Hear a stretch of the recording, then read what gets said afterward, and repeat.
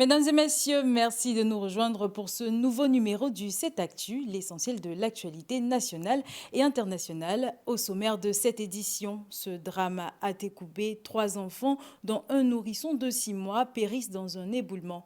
Plusieurs dégâts matériels signalés. Et puis, à 5 mois de la présidentielle, le compte à rebours est lancé au sein du parti au pouvoir. Le nom de celui qui portera les couleurs du RHDP sera officiellement dévoilé lors du congrès prévu en juin prochain. Et enfin, du nouveau pour les usagers des transports d'Abidjan et de l'intérieur du pays, le Conseil des ministres vient de mettre fin à l'exclusivité de la SOTRA. Bonjour et bienvenue dans cette édition. Nous ouvrons ce journal avec une actualité dramatique liée aux intempéries. La pluie n'a pas seulement inondé les rues, elle a aussi emporté des vies dans son sillage. Direction à Tékoubé, où un éboulement a semé le deuil à Abidjan. Ce drame, survenu dans la nuit du 20 au 21 mai, a coûté la vie à 6 personnes, dont 3 enfants. Face à cette tragédie, les autorités locales se sont mobilisées dès les premières heures. Zénab Goumbri s'est rendue sur les lieux, suivant son constat. La pluie de la nuit du 20 au 21 mai a fait couler des larmes à Atekoubé. Parmi les victimes de l'éboulement, 3 enfants, dont un bébé de 6 mois selon le GSPM. Des blessés ont également été recensés. Le GSPM a été alerté pour cette opération aux environs de 5 heures du matin. Et très vite, nous avons engagé un engin pompe, 2 engins sanitaires. Les engins se sont présentés sur les lieux aux environs de 6 heures et ils ont commencé à mener les opérations. Et au cours des opérations, ils ont découvert 7 victimes. 7 victimes, dont un décès certain. Ensuite, avec les renseignements que nous avons recueillis avec la famille, on nous a dit qu'il y a encore 5 autres victimes sous les décombres. Et ces 5 autres victimes ont été découvertes par nos hommes aux environs de midi par là et dégagées et mises aussi à la disposition des pompes funèbres. Face à cette tragédie, le bureau du conseil du district autonome d'Abidjan, conduit par le maire de la commune d'Atekoubé, M. Daou Paulin, s'est rendu sur les lieux ce mercredi matin. Une visite de solidarité, mais aussi de prise de décision. Les zones qui n'ont pas été impactées par les actions qui avaient été prévues, comme ici, ce quartier, qui aurait dû partir comme les autres quartiers, les populations ont continué à accentuer le risque en taillant les flancs de collines. Et aujourd'hui, le drame est arrivé. Nous sommes donc obligés, au-delà de la sensibilisation, d'agir. Et dans les prochains jours, procéder aux démolitions de ces maisons à très haut risque. Bien sûr, en prenant en compte les familles et en les mettant à l'abri, à la charge de la municipalité et du district. Le ministre-gouverneur a assuré que des dispositions seront prises dans les plus brefs délais.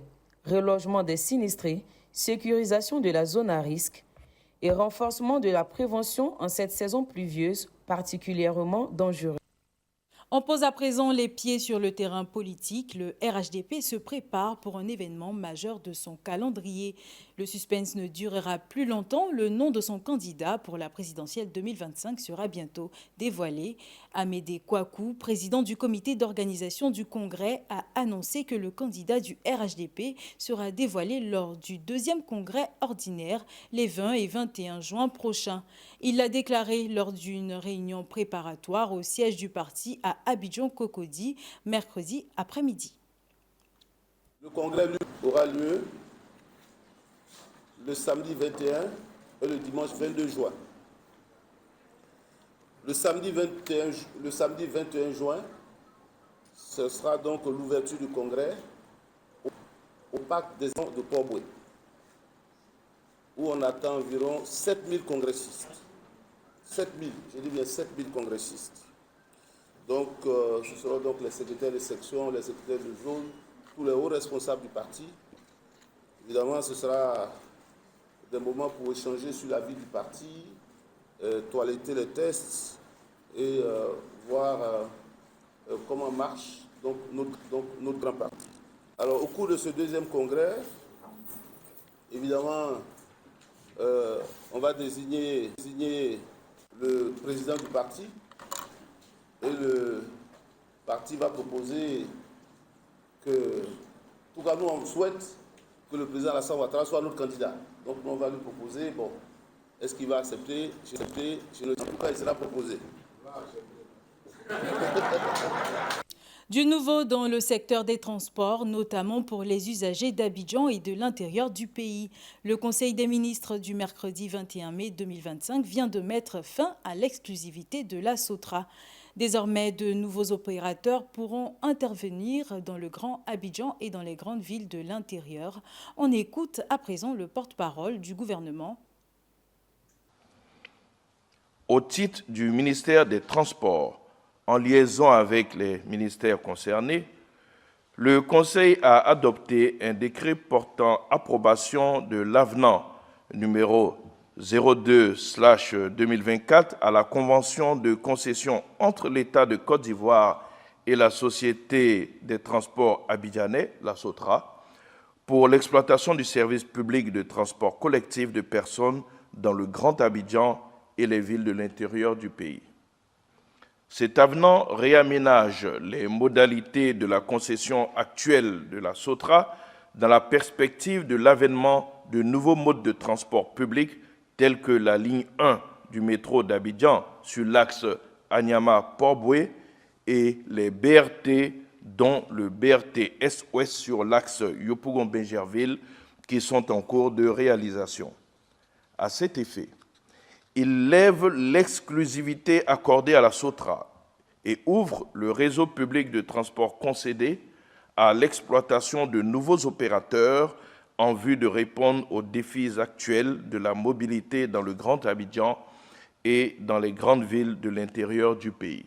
À présent, parlons éducation. Le brevet d'études du premier cycle a officiellement démarré avec les épreuves orales. Au lycée Pierre Gadier II à Yopougon, les candidats libres ont débuté mercredi par l'oral d'anglais. Pierre Thierry s'est rendu dans ce centre d'examen. Il nous rend sa copie. Et pas stressé, c'est un exercice comme tout autre que vous allez présenter. Vous arrivez, vous prenez le temps de préparer votre test et vous venez présenter au professeur qui va vous poser des questions, simplement. Vous avez compris? Pas de stress, beaucoup de courage et bonne chance à tous. Au lycée Pierre Gadier II dans la commune de Yopougon, les épreuves orales ont commencé à 8h30. Selon la chef de centre, tout se déroule dans de bonnes conditions. Bien, pour ce premier jour, tout se déroule bien, seulement qu'il y a eu un peu de retard à cause de la pluie qui s'est abattue sur Abidjan ce matin. Mais nous avons démarré les épreuves à 8h30. Il y avait déjà des candidats qui étaient là, qui attendaient les interrogateurs. Les interrogateurs convoqués ce matin, au nombre de 4 plus l'harmonisateur 5, sont tous présents. Et ils ont lancé les épreuves après l'entretien avec l'harmonisateur et le secrétariat. Dans ce centre, 724 candidats libres sont convoqués devant les examinateurs jusqu'au 24 mai 2025. Parmi eux, Juliette est soulagée après son passage à l'oral. Moi, pour le moment, je suis positif. Et pour l'écrit, Dieu va faire encore. Je suis stressée pour l'écrit. Pour l'oral, en tout cas, c'est fini. Et à nous maintenant de prendre cette semaine pour réviser, pour s'apprêter pour l'écrit la semaine qui vient. Suivront du 26 au 30 mai prochain les épreuves écrites. Les résultats seront connus le 17 juin 2025 dans les différents établissements. Terminons ce journal avec une information internationale. En République démocratique du Congo, l'ancien Premier ministre Augustin Matata Ponyo a été condamné par la justice à 10 ans de travaux forcés pour détournement de fonds publics. Il est accusé d'avoir détourné plus de 245 millions de dollars destinés au projet agro-industriel de Bukanga-Lonzo, un programme phare lancé durant son mandat.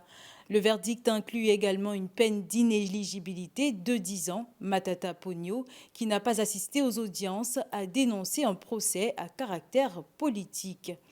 C'est la fin de ce 7 Actu.